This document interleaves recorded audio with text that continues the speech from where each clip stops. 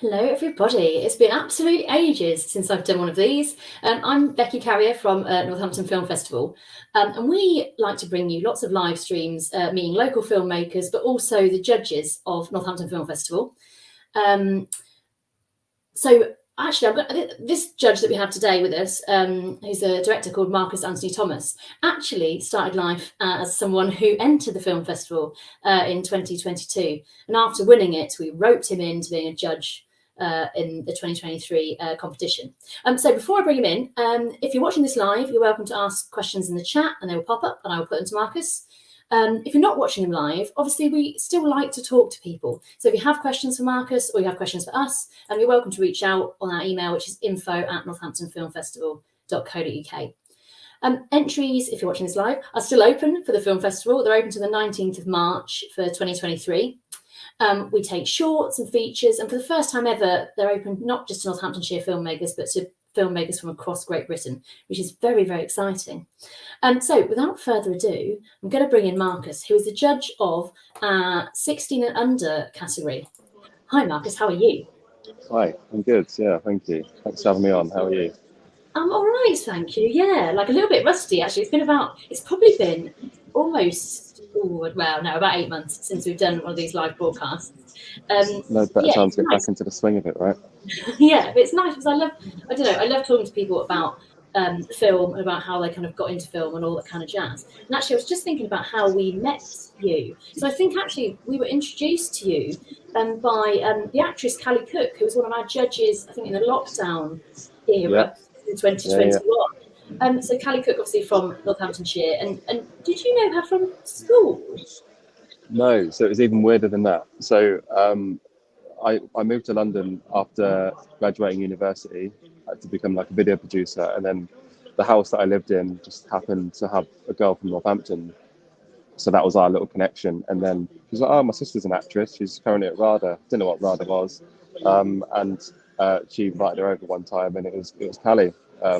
So yeah, just from then we've kind of stayed in touch, and she's been going from strength to strength. She's in lots of exciting projects now and going forward. So yeah, it's cool to see.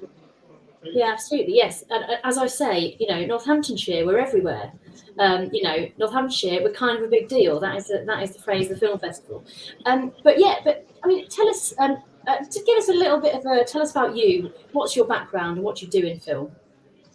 Yeah, so I'm a writer director for films and TV. At the minute, I'm doing my own projects, but I guess I kind of, sorry, it's a bit noisy, turned into a bit of a rave. You should name drop where you are, I think, when considering I'm scared. I'm scared of saying it because I might get thrown out because I'm not a member, but I'm at BAFTA. But yeah, I kind of started off doing podcasting, really. Like I was at college at Tresham in Kettering, and from there one of my friends just suggested doing a comedy podcast. I didn't know what one was, and this was like 10, 11 years ago. And then did it, got a bit popular, and off the back of that I then decided to do media at uni rather than sport, which is what I was studying. And there was a filmmaking unit, and as soon as I did that I was like, oh, this is amazing, this is just what I'm going to do forever, I think. And I've just been on that journey ever since, and it's taken it feels like it's been a long time, but I've kind of ascended quite quickly, but there's lots more to be done. Yeah. Well, yeah. So yeah, sport, and then off you go to film. Like, I mean, how did you kind of know that storytelling was for you? That is a very different thing to playing a team sport or whatever your sport was. It's completely different. I think when I was really, really young, I just used to read a lot. That's just what I did up until the age of about 7, and then I got a PlayStation, and then that just killed any reading that I did, and I pretty much just stopped being creative. Full stop. I just didn't do anything. But I still had like the heart of wanting to be creative, I guess, because I didn't really pay any attention at school. But rather than being like a big pain in the ass, but rather than being like a big pain, I would just like draw at the back of the class, just rubbish doodles and stuff. So I still had that in me. And then it was only really when I kind of started working and earning money when I was about 18, 17, 18. I didn't know what to spend my money on. Suddenly what you do with £200 a week, which is a lot when you're living at home and you've never had money before. So I just bought films and just started watching them. But still didn't know I wanted to do anything. I was still into football and just trying to be a sports coach, like football coach. But yeah, then just from going to university and obviously the podcasting doing well and getting into that and getting good feedback, I then decided to transition to storytelling. It's just been a learning journey ever since, really. So obviously you I know that you ended up at the Northampton, the National Film and Television School, doing a directing course there. But I mean, it's quite a big jump between, actually I'll study media at uni and then getting to NFTS. Yeah. Like, what was that journey like? Yeah, so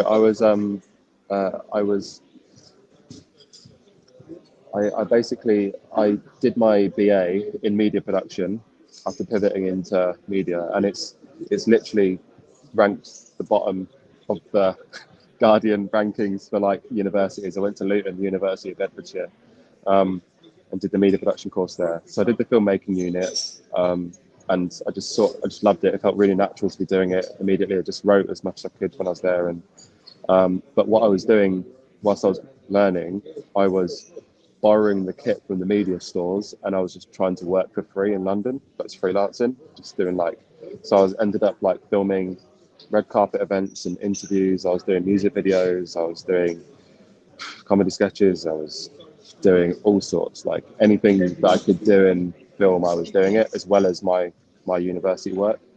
And so what happened was that by my third year, it basically became my part-time job. I was probably making about anywhere between £400 and £600 a month from making videos, which is pretty good. I built up a strong enough portfolio that,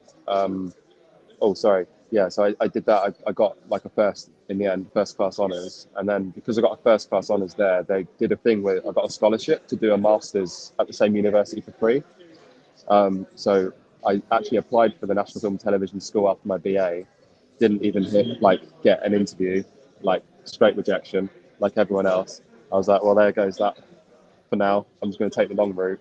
But then decided to do a master's because it was I didn't really know what to do, and to do a master's for free is quite ridiculous. So I just did that.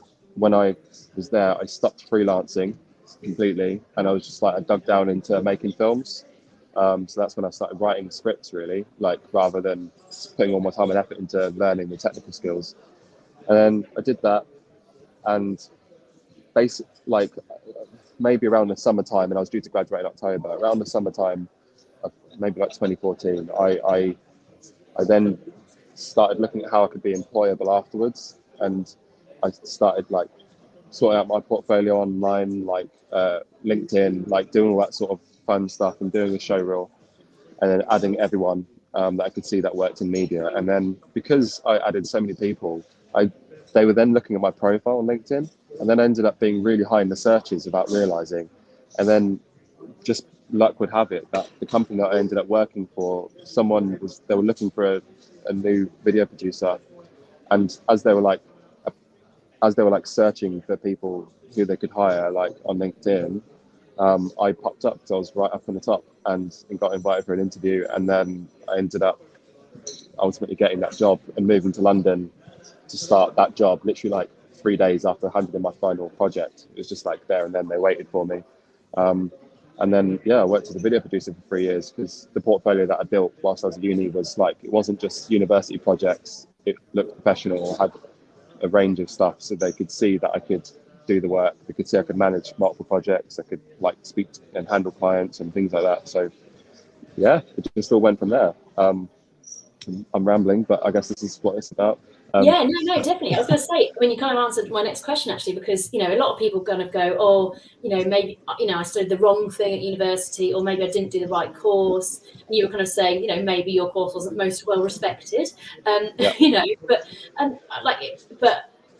to me, it feels like actually you got out of it totally what you wanted, because it allowed you to make other things. And what would you kind of say to people who are just really, they're worried that they take one step and it's going to stop everything for them? I think as long as you have some sort of like, I can't explain it, but I've always kind of just followed my gut, and I've had a sense of where I wanted to go. So a big part of me going to Luton to study was because I'm from Northamptonshire, and London was terrifying to someone like me who grew up in like a small village. Like the second half of my time in Northamptonshire, I grew up in a small village. So like then going to London was like an impossible jump. So going to Luton was like almost like a gateway to getting to London, and I knew I could like dip my toes in there. So it was kind of that really. I just had a sense of where I wanted to go, so I made that step, and then it was just a case of freelancing as much, knowing that if I'm going to get a job, I need to be employable and have all the skills like there to be able to do that, to work. And then it was just a case of like just bit by bit really. Just I knew I wanted to make films or make videos at worst, so I just did as much as I could to work towards that. And I think there's no actual trick to it. It's like, it's kind of one of those things, if you work towards it like very clearly in one direction, you do get better step by step by step. And I mean, I don't know why, but for whatever reason I had it in my head, and maybe like my second year of uni, like there's no such thing as actually failing. There's literally just giving up, like, because I looked at my working career. It's like you work until you're 65 or 67 or whatever they keep changing the retirement age to be. I was like early 20s, so it's like I can't get denied for like nearly 50 years if I keep trying. Like I can't get told no over and over for 50 years. That just seemed to me impossible. So I'm just like, it's going to take as long as it takes. Just just keep going in one direction. So I guess I'd say that to people, just have a sense of where you want to go and just move in that direction, and you'll learn stuff along the way. You'll hone in on what you like and what you want to specialize in. But as long as you're kind of moving forward towards somewhere, then yeah, you'll reach somewhere interesting, I'm sure. Yeah, that's really nice, actually. I've not heard anyone saying, you can't be rejected for 50 years. It's really true. No, it's totally true. And also, I think this is an industry to a certain extent you can, make your own luck a little bit. I mean, that's not totally true, but you can. There is kind of ways for you to make things yourself with not very much, and all that kind of jazz. But I mean, so you won the Best Drama Award at the 2022 Northampton Film Festival, which is why we asked you to be a judge in 2023. Couldn't you tell us a little bit about so Swing, which is the film, you made that as one of your NFTS films. Can you tell us a little bit about that and kind of, I suppose, your style as a director? Yeah. So I think when I moved to London, I started writing films basically, and I tried to get it funded a bunch of times by doing the route, submitting it to like BFI Network, all these sorts of things, and didn't get much going on. So I ended up making a short film myself, and then over a weekend with people that I met whilst working as a video producer, and then that got me into the film school. And then when you're there, you get a chance to make 3 films. So because I had Swing ready there in a drawer, like to make, I was like, I'm just going to make that. And it's a black comedy drama set in the period of time between an elderly lady discovering her husband has hung himself and the ambulance arriving, which is it's a very bleak premise, but I tried to tackle it with heart and just like explore what that situation would realistically be like behind closed doors, away from everyone, when someone is sort of away from judgment and they just get to just be themselves, what they would do, and how you can make that transition from literally you've spoken to someone 2 minutes ago, and then next time you go in there, like everything they are and everything they've been is just like gone. So I just wanted to kind of explore that weird the music's got louder. Explore that weird transition of what that would feel like. It's my version of a rom-com. I mean, it's a unique rom-com, but yes, we when we were showing lots of the films that the awards do, obviously we warned people there were lots of things that people might find distressing and stuff, but actually everyone's response to that film, is that it's really beautiful and touching, and it is romantic and it is comedic, in its ways. But and so obviously, NFTS, great place to be, lots of people, energy, resources, and all that kind of stuff. But what do you do when you leave? Well, that's the big question. I'm still figuring it out. But yeah, I kind of I was very, very thankful in that, like, as you're saying, it's the luck thing, but it kind of meets the opportunity in your own preparation of things. So what had happened was I was looking at mentorship schemes and how I could start shadowing and getting on film sets, probably towards the back end of my first year of the NFTS, and it's a 2-year course. I was looking at the Top Boy mentorship program, which is great. You kind of shadow, and then there's a possibility to direct in the next season. So I was looking towards that, and I managed to get longlisted for that. But before that even kind of came about, I kind of was speaking to the head of the film school about opportunities and stuff, and I managed to get myself on that Top Boy mentorship scheme, on the long list for it. And that only happens when usually, like, if you have an agent, and I didn't have an agent. And so I think the head of the film school saw I was trying, and then when this opportunity came into the inbox from Warner Brothers about shadowing on House of the Dragon for 12 months, he put me forward for it. And yeah, there was like a whole selection process for that, and then I ended up getting selected for it, which was ridiculous because I got chosen over people who were either like done like early career TV or done lots of shorts or had been out in the industry already. So I think they just kind of saw my films and believed in me and what I could do and gave me that opportunity, which I was really thankful for. Yeah. It's amazing. I mean, I think every director wants to go and direct on something like go and see how a machine like that kind of runs. Yeah. I mean, I don't know, what was your biggest takeaway from spending all that time on that kind of production?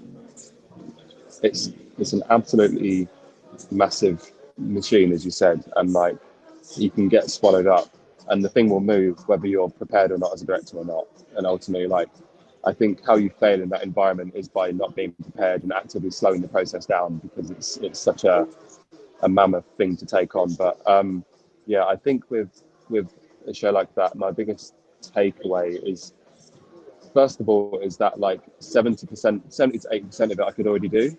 So it was like having faith that actually it's not that different. What was different was like the amount of visual effects, and that workflow of working with visual effects is something I hadn't had an opportunity to do. So that was eye-opening. And also it was the amount of people that work on it, because there's like hundreds and hundreds and hundreds, literally, like I think there's around like 1,500 people at any time working on it. It's an absolute Goliath thing. And you, as a director, the pressure that comes with that and the politics is like next level. So you're just like navigating people entirely. And when you're working on shorts and your own projects, you might be in a room speaking to like 2 or 3 people at a time, really kind of talking about your vision. But when you're on that, you're having to throw ideas out which might be half cooked to like 7, 8 people minimum a time. Like you're essentially always in a position where you're having to perform, and that's relentless from the second you step in the door to the second you go home. So getting a look at that and the amount of meetings which you're in was the most eye-opening thing, and was different to what I'd experienced or learned beforehand. So yeah, it's an amazing experience, and I got to see the entire thing up close, and now I kind of know exactly what's expected of me at literally the pinnacle of film and TV. So I know what it takes to get there. It's just making the steps now. Amazing. And what's next for you? So at the minute, I'm currently making a short film with Disney and the NFTS. That was a whole thing which happened last year. There was like an open call for submission to people who had done like a minimum of 3 shorts, I believe. And yeah, I wrote a short sci-fi film about what would happen if a baby grew up in a blank room in the middle of space. And it's set across 18 years. And the only thing they have access to, the only thing they ever connect with is with these fluid-filled beings which crawl through the walls, and they're full of milk, and then they feed the baby until they're eventually drained, and then they crawl out into the cosmos to get sucked in by a black hole. So that's the next thing I'm working on. Wow. It's the most un-Disney film I think that's ever going to be made. But I think that's why they like it. They think it's really original, and it's a big swing for a pun. But yeah, it's the next thing I'm working on. I'm currently in pre-production for that, and I shoot that in May, and that should be coming out maybe like the end of the year. It'll start getting distributed. Amazing. Yeah. And so for people who probably there's not time for anyone to be starting making a short film now for an Northampton Film Festival, but for those that have got a short film that they're thinking of making in the future, a bit of advice for wannabe kind of writer directors who maybe have had a bit of a go but want to take it to the next step without much resource. What would you tell them to push them gently on their way? Yeah, I think for me, I've come from the exact same place as you. I don't, as impossible as it feels like for you guys to kind of break into the industry, is exactly how it feels for me and felt for me. I didn't know anyone. All I did was I wrote scripts in my room. That's free. Like, you can use a pen and paper if you have to. Like, but I mean, most people have access to a computer, right?